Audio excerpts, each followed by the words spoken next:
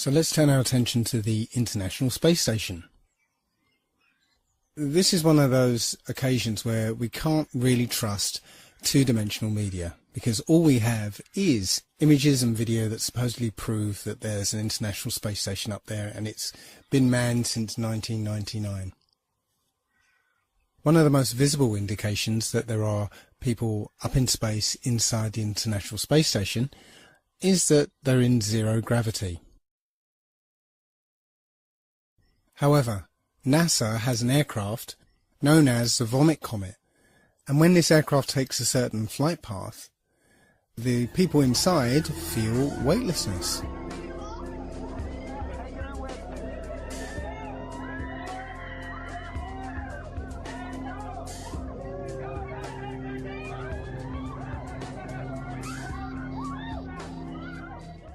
So it's almost certain that NASA has an aircraft fitted out to look like the International Space Station's interior. Now take a look at this. Hello, Katie. Notice how suddenly, as she starts to wave, she floats out of control. This is so cool, isn't it? Hey, Katie, I want to Welcome aboard the space station. Leah. Look at this. Wow. The same thing happens here. As the plane starts its zero-G dive, the people start to spontaneously float upwards. The other problem with this technique is that this aircraft can only simulate zero gravity in 45-second to a minute bursts. So NASA employs many little tricks here to simulate weightlessness. None of their footage is live, it's all pre-recorded and edited, so plenty of scope there to use some of the cinematic tricks that we're used to, like harnesses and wires that are edited out later with CGI. But here we can see one of the tricks they use to maintain continuity between periods of weightlessness. Take a look at this woman's hair. Doesn't it look a bit strange to you? Look how it seems to spring back into place. We're led to believe that this is an effect of weightlessness, that the hair will just sort of float around. But it doesn't quite seem natural, does it? Here's video from the Vomit Comet again. Watch the way this woman's hair flows as she moves.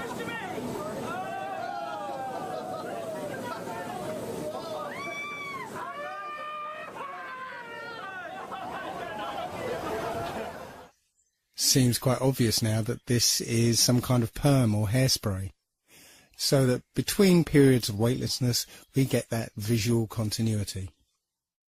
Now, there are plenty of examples of these gravitational anomalies, but I'm not going to spend too much time on it. I just wanted to show that all these things that you can see from NASA can be simulated and CGI'd up for your benefit.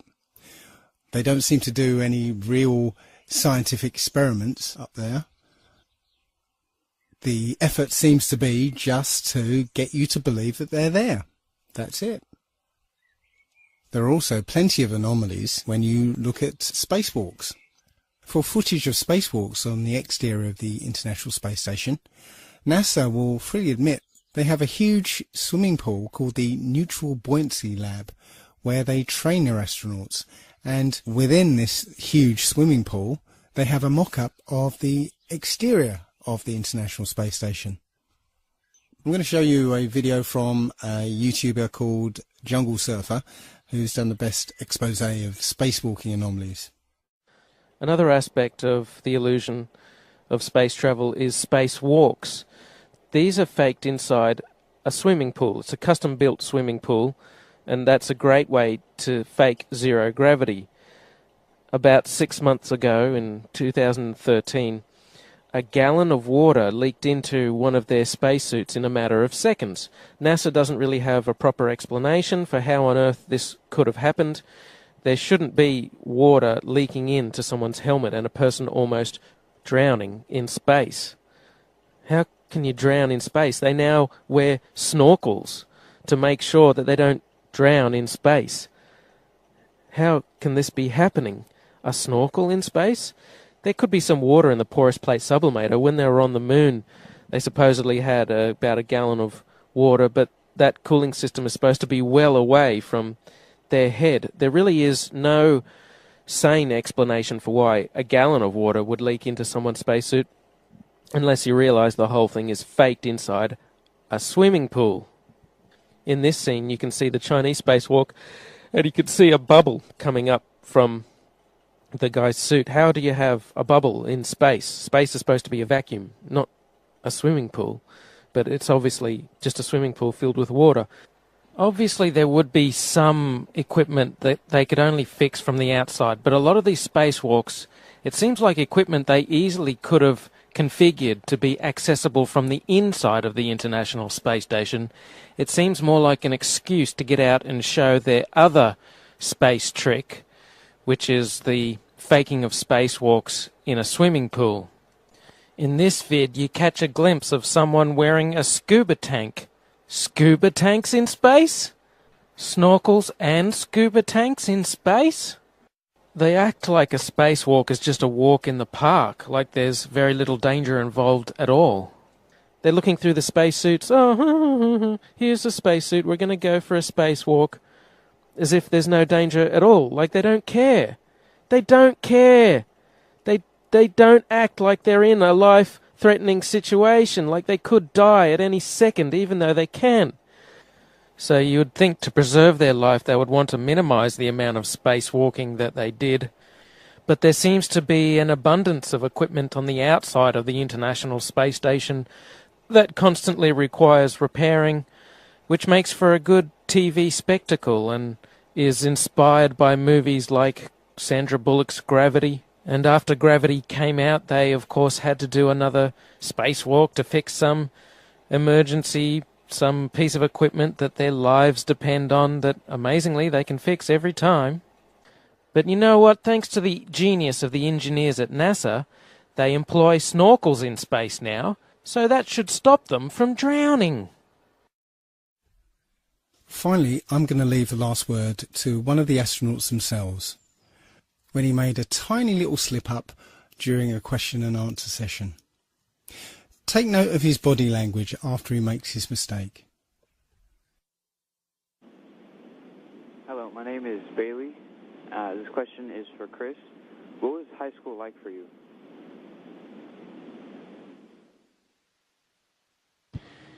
Well, it was the 1980s, so the music was different, the hairstyle was different, the clothes we wore were different than today, but probably in 5 or 10 years it'll be the same. And in school, I was just like you, probably all of you there. I tried my best. I didn't always succeed, didn't always do well, but I put my best effort into school. Math and science were kind of my favorite subject. I didn't really like English and reading too much, but I've since grown out of that, and I enjoy reading now. And I played a lot of sports. And all of that happened in a little town called York, Maine, across the United States from where we're talking to you right now. Whoops. Called York, Maine, across the United States from where we're talking to you right now. Hello, my name is Steve Owen. I'm a teacher here at Riverside Prep. I'd like to ask you about the stress associated with the long periods in the space station. I'd like to ask Karen, what is the training that you get to cope with that stress and related psychological issues?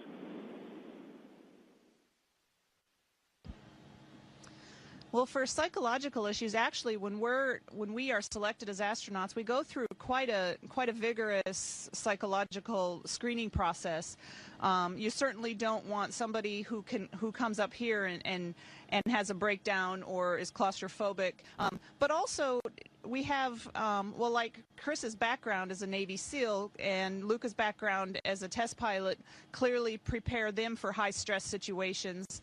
I could also argue that going through the process of getting a PhD can be a high-stress thing as well. And so generally when people get to the point where they're applying for this job, they've been through several things in their life that are high stress and have proven that they can handle. Humans in space? I'm not even sure there is such a thing as space anymore. So, could the Earth really be flat? Most people, when they think of a flat Earth, immediately think, what happens when you get to the edge? Well, the flat Earth model is a flat circular disk with a north magnetic pole in the centre, and all the continents are laid out around it. On the edge of this disk is a wall of ice, and we call it Antarctica. There is no South Pole. That's why you can't fall off the flat Earth. The wall of ice keeps the oceans in and stops you from reaching the edge. Strangely enough, the only other place that this model is used is in the United Nations logo. Looks like they know something that we don't. As you can see on the UN logo, the flat Earth map is overlaid with a grid. And that grid divides the Earth into 33 sections. And also, there's no Antarctica on this map. It's almost as if that grid were like bars, like a cell, locking us away from Antarctica, which is precisely what they're doing. The United Nations countries are all signatories to the Antarctica Treaty, which basically bans anybody from going to Antarctica. And if there's any absolute proof of either the globe Earth or the flat one, then I believe the answers would be in Antarctica. But before we examine Antarctica, I'd like to take a look at flights in the Southern Hemisphere. Now, this information came to me through Mark Sargent and his Flat Earth Clues. A lot of people say that Mark is a shill. I communicated with him over email. He seemed like a decent bloke. So I'm not going to say he's a shill. He has his ideas, his views, his perspectives, as I have mine, and everybody else has theirs. So I'm not going to say he's a shill, but nonetheless, his Flat Earth Clues were very well done, and I got a lot out of them, so thank you, Mark. The crux of this issue is the lack of direct flights in the Southern Hemisphere. I took a look at some of these flights, and particularly focused on flights from Cape Town to Auckland, New Zealand. Generally, flights in the Southern Hemisphere tend to be indirect, with one or more connections and lengthy layovers. Such is the case with this one from Cape Town to Auckland. This flight came out around about 37 hours with a connecting flight in Dubai. Now if you look on a map, Cape Town to Auckland is a straight shot across the Indian Ocean, 7,310 miles. That should take about 12 hours. But in this case, we're taking thousands of miles north to Dubai, then back down south to Melbourne, and then across to Auckland. It doesn't make any sense. Until, that is, you look at it on the Flat Earth model. Now you can see it's a straight line from Cape Town to Dubai to Melbourne. And the distance is more like 16,000 miles. So the total journey time of 37 hours is there to hide the fact that your actual flight time is 26 hours rather than 11 or 12.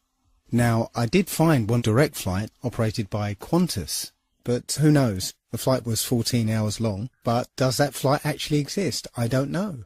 Short of booking that flight and flying it, I wouldn't know. But it strikes me that you could advertise such a flight, price it beyond the reach of most people, and cancel it for anybody who does take it. But that's just speculation. Now, the GPS system would obviously show up any anomalies in the flight plan, but it seems they've found a very simple way of getting around that problem, and that is switching off GPS tracking for all flights in the Southern Hemisphere. Now, this is an image from Flight Tracker, and you can see straight off that in the Northern Hemisphere you'll see planes over the ocean, but there are none in the Southern Hemisphere. Now, I spent some time looking at it on flighttracker.com, and I actually verified this information, but I couldn't capture the data on my computer. So here's a video of planes disappearing and reappearing off the tracking systems. So hey guys, I'm on planefinder.net. I'm tracking airplanes in the Southern Hemisphere, trying to do some research to verify or debunk this flat Earth guy. And what he said is that airplanes disappear in the South Atlantic near the, in the Southern Hemisphere when they fly over oceans. And it's true. I was tracking a British Airways flight from Buenos Aires to London, and I was tracking, and then it disappeared. And then I clicked on this plane right here, Qatar. See how the flight path, like when you click on the plane, the flight path appears or disappears, right? So I clicked on this plane looking for my British Airways flight, and I found this flight, and look, see how the flight path just starts in the middle of nowhere right here? His flight path starts in the middle of nowhere. That's because what they do with flights in the Southern Hemisphere is they disappear them. They turn off the GPS over the ocean, and then they reappear the flights about an hour before landing. And that's exactly what the Flat Earth guys said they do. And that's exactly what they're doing. This guy's going to Rome. Okay. So this is a pretty good flight to track because he's going all the way to Europe. So I just clicked on this flight, same thing. This guy, we should have saw him before when we were tracking the other plane and when we were tracking this plane that's heading to Rome. But this guy, when we were tracking the plane headed to Rome, he wasn't even on the map. He's coming from Abu Dhabi.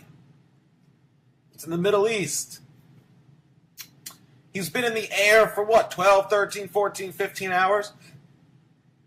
He's been in the air for 7,000 miles, and we're just picking him up right here. We're just picking him up in the middle of nowhere. Look, they disappeared the flight over the entire ocean, and they're reappearing it for landing about an hour before landing. Think about it. He's got 500 miles to go. It's about an hour before landing, just like the Flat Earth guy said. I mean, take a look at what this guy's flight path should look like on a Flat Earth model. This stuff's crazy. You have to look into this for yourselves. Don't pretend like you know everything, because you only know what you've been taught, and we know that the stuff we've been taught was a bunch of bullshit. So we need to question everything. Question everything, but don't believe everything. Question everything. There's a big difference. Now, I know a lot of this evidence seems circumstantial, but there are many flights in the Southern Hemisphere that have stopovers in seemingly nonsensical places that only make sense on a flat Earth. Santiago, Chile to Auckland, for instance, stops over in Los Angeles. Nonsensical on a globe makes perfect sense on a flat Earth. And the only way to verify these flight paths just happens to be switched off for all Southern Hemisphere flights. Circumstantial, I'll grant you, but compelling nonetheless. Zero gravity. However, NASA has an aircraft known as the Vomit Comet, and when this aircraft takes a certain flight path, the people inside feel weightlessness.